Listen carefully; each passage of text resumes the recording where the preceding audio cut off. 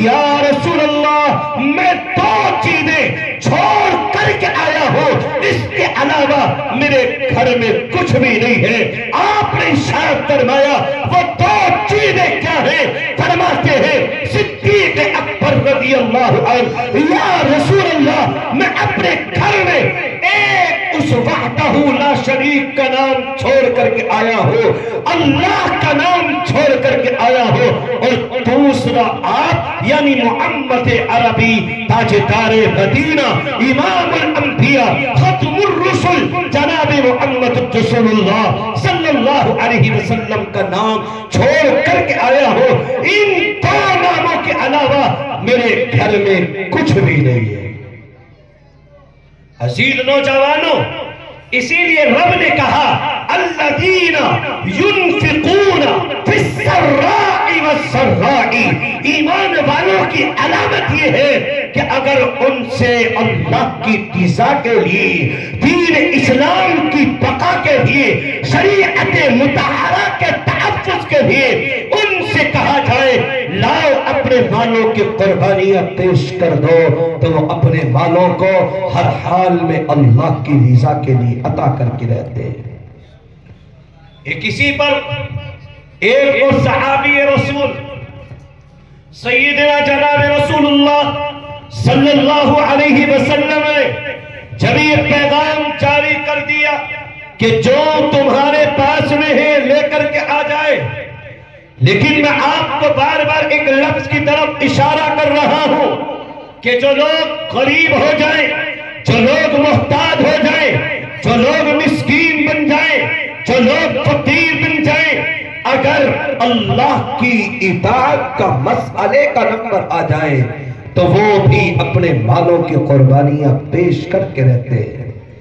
اسی مجمع سے ایک ایسے صحابی اٹھے جن کا بدن چلنے کی طاقت نہیں رکھتا، ایک ایسے صحابی اٹھے جن کے ہاتھ پکڑنے کی صلاحیت نہیں رکھتے، یہ ہاتھوں سے لنگے پیروں سے لنگڑے ہیں، لیکن اس مجمع سے اٹھنے کے بعد وہ ایک جنگل کی طرف کو نکل گئے، اور اس وقت میں جب آپ کے پاس کچھ بھی ساز و سامان نہیں ہے، جب آپ کے پاس میں کچھ بھی مال و دولت نہیں ہے، یہ اس معذوری کے عالم میں بھی یہ اپنے گھر کی طرف کو نہیں بلکہ جنگل کی طرف کو نکلے، اور جانے کے بعد جب کہ کچھ دور پر جانے تو ایک یہودی کا باغ سامنے آ گیا، اس یہودی کے باغ میں پہنچے اور جا کر کے کہا مجھے آج کام کی ضرورت ہے، مجھے آج مزدوری کی ضرورت ہے،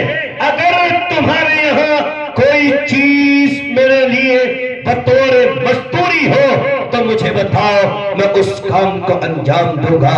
میرے نوجوانوں بزرگوں، ملت اسلامیہ کے جیانوں، آج اگر ہمارے پاس میں وسعتیں ہیں تو بھی ہم دین اسلام کی بلندی کے لیے ان مالوں کو خرچ کرنے سے گریز کرتے ہیں، لیکن وہ صحابی رسول جن کا ایمانی جذبہ، جن کا عشق رسول، جن کا عشق نبی، جن کا عشق محبت میں نبی کے پاک صلی اللہ علیہ وسلم تھے، اور اس دین اسلام کی بقا کے لیے، اس دین اسلام کے تحفظ کے لیے یہ صحابی رسول مچل گئے اور تڑپ گئے، تمام صحابہ مال و دولت لے کر کے آئے، اور میں اس معذوری کی وجہ سے اپنے آپ کا عذر پیش کر دوں، نہ وہ یہودی کے دربار میں پہنچ گئے اور جا کر کے کہا مجھے ایک دن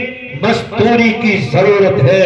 میرے نوجوانوں بزرگوں اور ملت اسلامیہ کے جیانوں، لیکن جب وہ یہودی ان کی طرف کو دیکھتا ہے، ان کی معذوری کی طرف کو دیکھتا ہے، یہ کیسا آدمی ہے، یہ چلنے کی طاقت نہیں رکھتا، یہ پکڑنے کی طاقت نہیں رکھتا، تو پھر اب ہم اس کو کیسے مزدوری دیں، اس کو کیا کام بتائیں، اس کو کس کام پر لگائیں؟ وہ یہودی منع کر دیتا ہے اور کہتا ہے کہ تیرے مطلب کا کوئی کام میرے پاس میں نہیں ہے۔ اگر ہم ہوتے تو کیا کرتے؟ ایمانداری سے بتاؤ اگر ہم ہوتے تو کیا کرتے؟ پہلی بات تو یہ ہے کہ اگر ہمارے پاس نہیں ہے تو اتنا ہی عذر کافی ہے کہ ہمارے پاس نہیں ہے، لیکن وہ صحابی رسول کی طرف ہے، وہ آقا مدنی علیہ السلام کے ان صحابی کا عشق ہے، وہ آقا علیہ السلام کے ان صحابی کی محبت ہے۔ طرف اٹھے، پکار اٹھے اور کہہ ڈالا کہ ایک مرتبہ یہ تو بتاؤ تمہارا کام کیا ہے، اگر اس کام کو انجام نہ دوں تو مجھے کہہ دینا۔ لیکن وہ یہودی پھر دیکھتا ہے اور پھر منع کر دیتا ہے۔ یہ تیسری مرتبہ پھر گزارش کرتے ہیں، او بندے خدا مجھے یہ تو بتا دے تیرا کام کیا ہے، تیرا مسئلہ کیا ہے، لیکن وہ پھر دیکھتا ہے پھر منع کر دیتا ہے کہ تیرے مطلب کا کوئی کام نہیں۔ یہ چوتھی مرتبہ مزید کڑکڑاہٹ کے ساتھ، مزید سسکیاں لے کر اور اس سے منتیں اور سوالتیں کر کے یہ اعلان کرتے ہیں، او بندے خدا ایک مرتبہ مجھے یہ تو بتا تیرا کام کیا ہے، اگر اس کام کو انجام نہ دوں تو کہہ دینا۔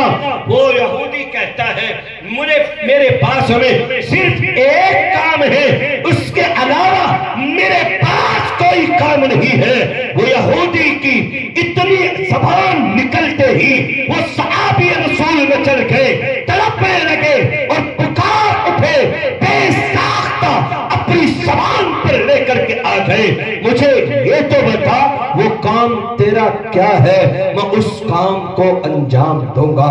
وہ یہودی کہتا ہے میرا کام یہ ہے کہ میرے پاس میں یہ باغ ہے اور اس باغ میں یہ پیڑ لگے ہوئے ہیں، یہ پودے لگے ہوئے ہیں، ان کو پانی سے سیراب کرنا ہے جو تیرے بس کا نہیں ہے۔ جانتے ہو کاشتکار لوگوں، آج کل تو ہمارے یہاں ٹیوبیل ہے، آج کل ہمارے یہاں سمرسیبل ہے، آج کل ہمارے پڑوس میں نہریں ہیں، آج کل ہمارے پڑوس میں بمبے ہیں، آج کل دوسرے ذرائع موجود ہیں، لیکن اس دور میں دو چیزیں تھیں، ان کے علاوہ کوئی تیسری چیز نہیں، اور ان دو چیزوں میں ایک چیز سب سے زیادہ اہم تھی، اور اسی سے 90% نہیں 99% لوگ اپنے کھیتی کو پانی سے سیراب کرتے تھے۔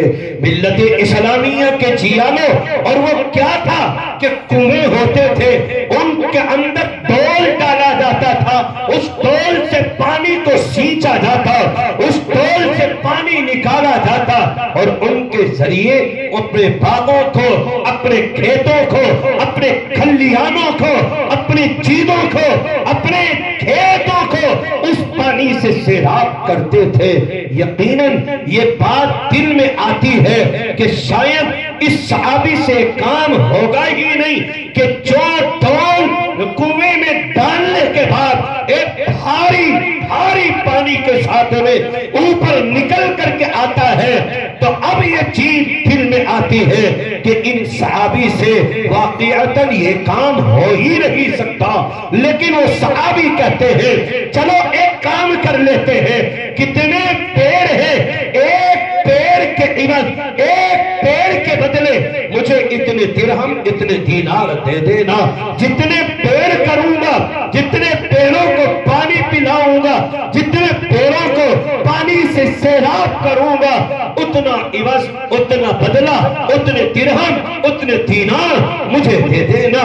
وہ یہودی منظور کر لیتا ہے اور کہتا ہے کوئی بات نہیں، کام پہ لگ جاؤ۔ یہ کہتے ہیں میں کام اپنے حساب پہ کروں گا۔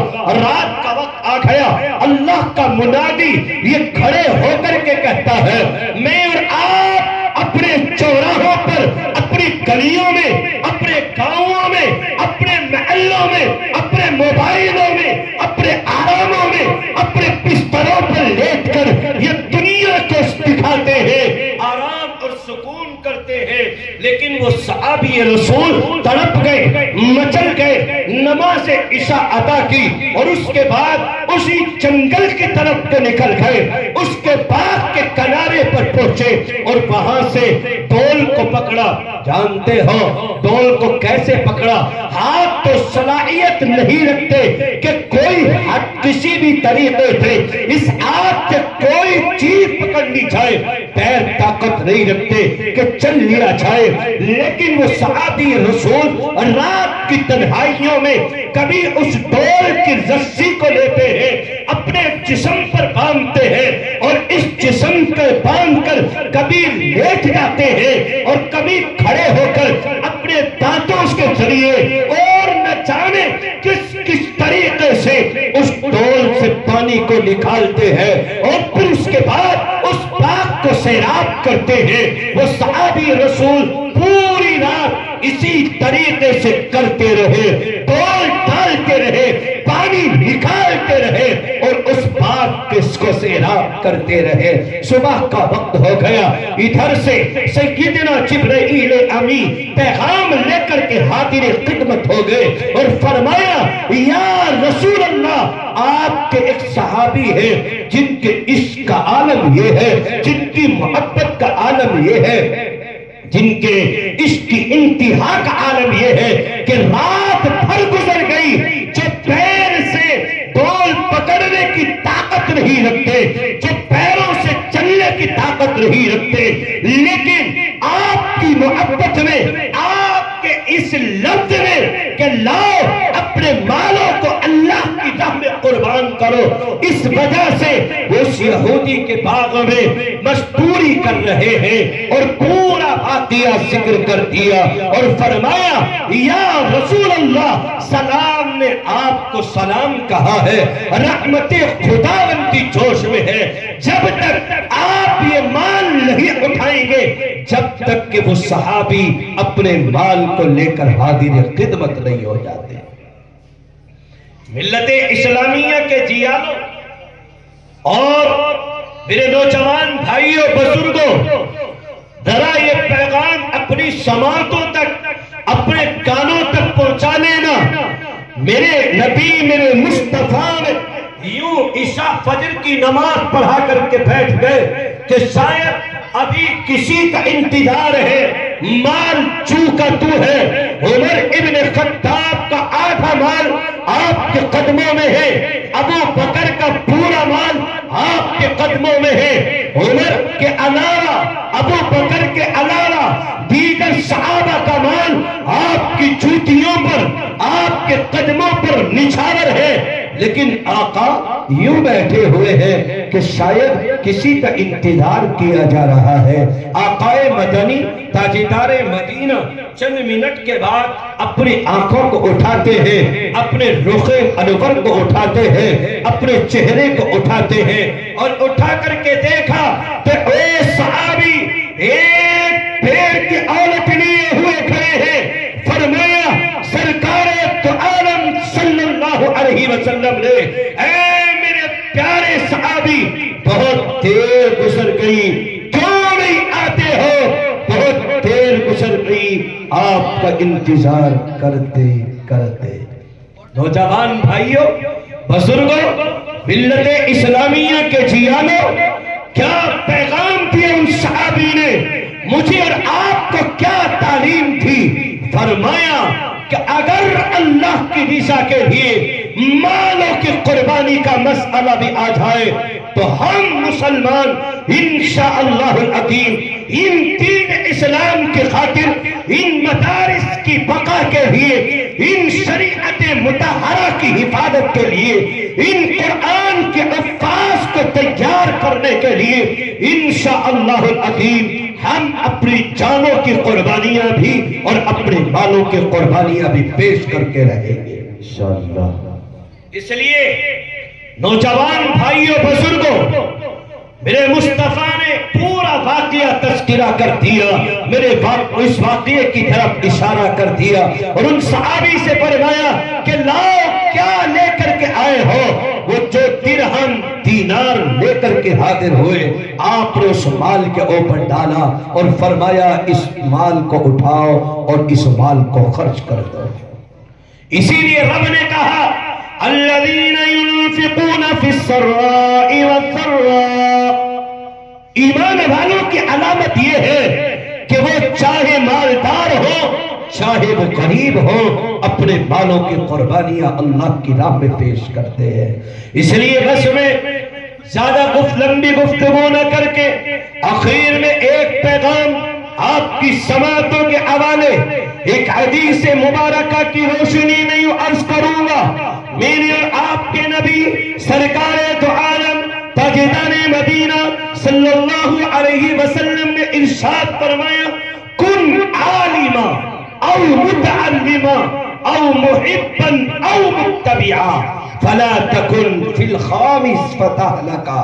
آپ نے ارشاد فرمایا تم سب سے پہلے نمبر پر علم دین کو حاصل کرو۔ دوسرے نمبر پر آپ نے ارشاد فرمایا تم علم دین کو سکھاؤ۔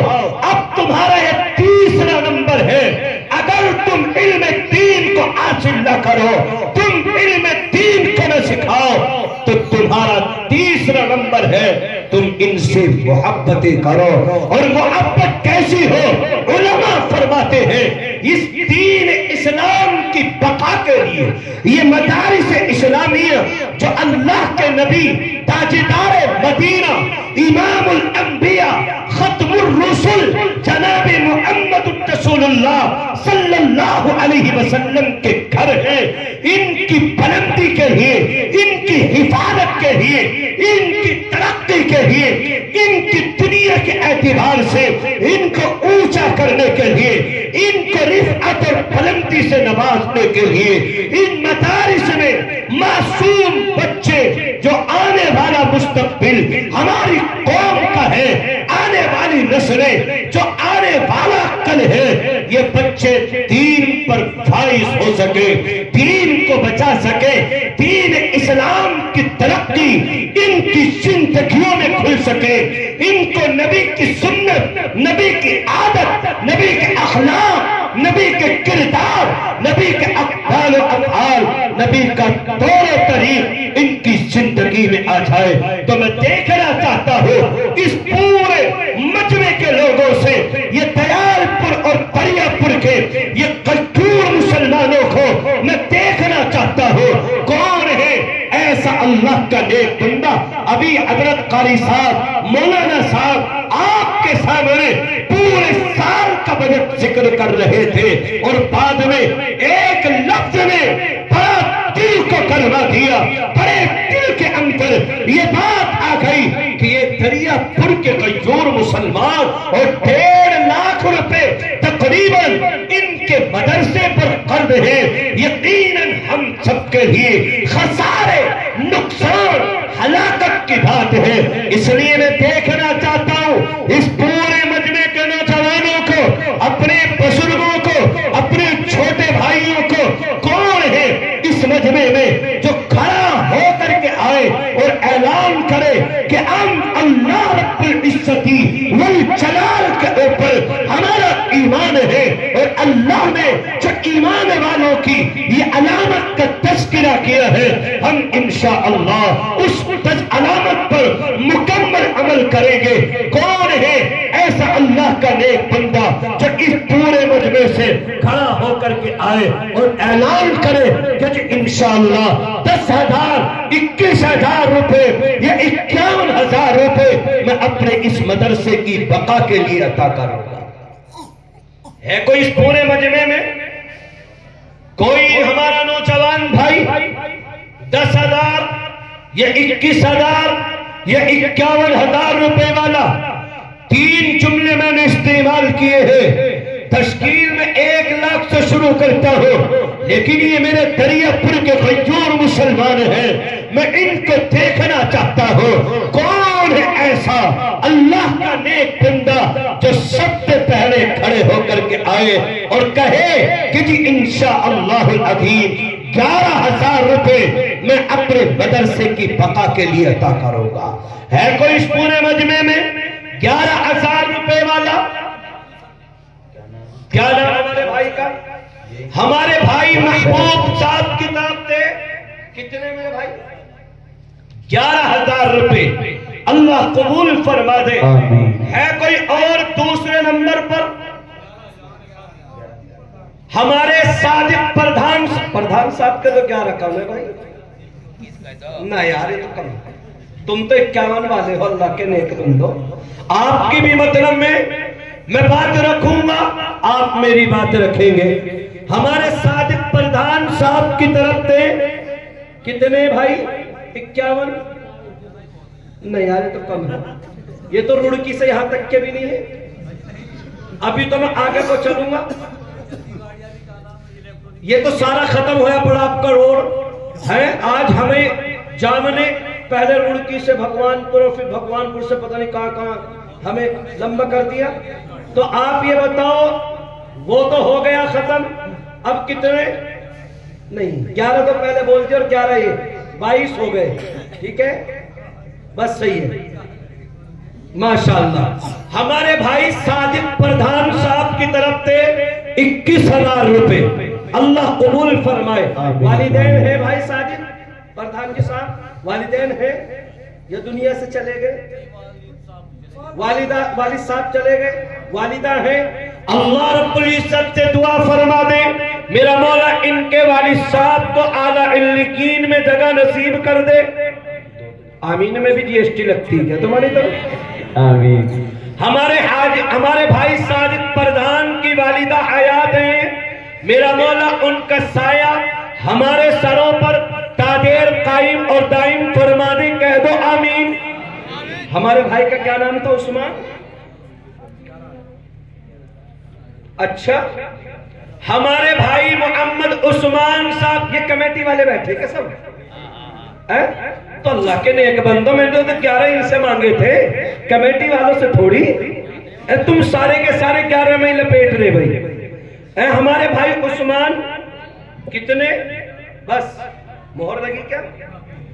بہت ہے. ہمارے بھائی محمد عثمان صاحب کی طرف سے 11,000 روپے. اگر اللہ ان کی والدین حیات ہیں تو ان کی عمروں میں برکتیں عطا کر دے. کہہ دو آمین. آمین میں بھی تمہیں زور سا پڑ رہا کہ پیسے نہ مانگ لیں. آمین میں بھی.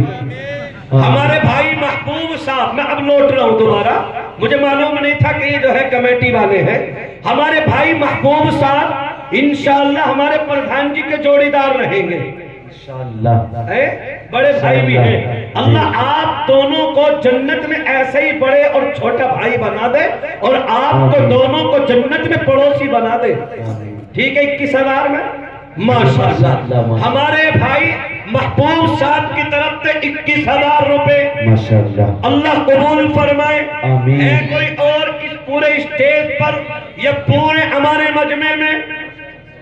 ہمارے بھائی جمشید صاحب ابا کی طرف سے. ابا چلے گئے اس دنیا سے، اللہ ان کی مغفرت فرما دے.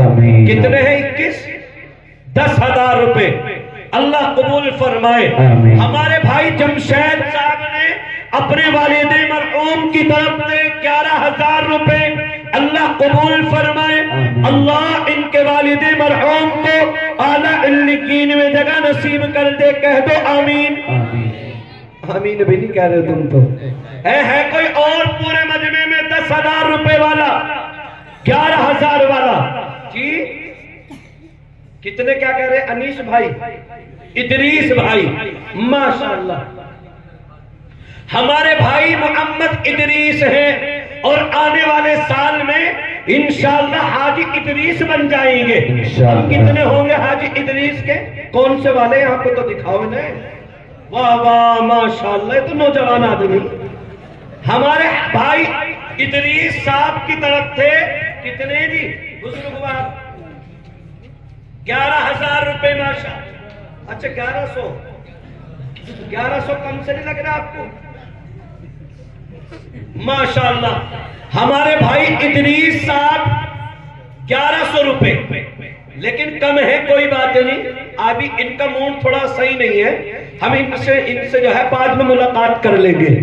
ہمارے بھائی ادریس صاحب کی طرف سے 1100 روپے اللہ قبول فرمائے. کوئی اور ہے پورے مجمع میں 11,000 روپے والا کہ جی انشاءاللہ ہم خرچ کریں گے اپنے مدرسہ اصلاح المسلمین کے لیے؟ 11,000 روپے اللہ قبول فرمائے، اللہ آپ کے اس تعاون کو، آپ کی محبتوں کو سلامت رکھے۔